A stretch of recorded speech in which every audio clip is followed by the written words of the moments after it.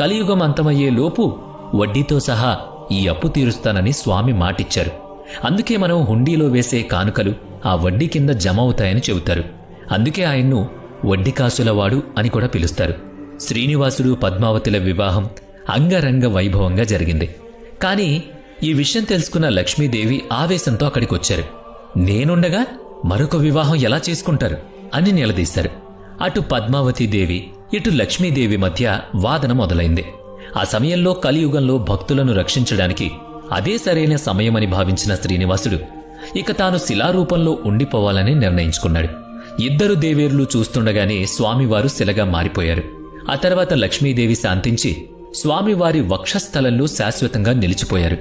కాని పద్మావతీదేవి మాత్రం స్వామివారి కోరిక మేరకు కొండ కింద ఉన్న తిరుచానూరులో అలమేలు మంగగా వెలిశారు. అందుకే తిరుమల వెంకన్నను దర్శించుకున్న తర్వాత కింద ఉన్న పద్మావతి అమ్మవారిని దర్శించుకుంటేనే యాత్ర పూర్తవుతుందని అంటారు. అయితే ఇక్కడ ఒక అద్భుతం ఉంది. స్వామివారిలో పురుష లక్షణాలతో పాటు స్త్రీ లక్షణాలు కూడా ఉంటాయి. అంటే ప్రకృతి లక్షణాలు.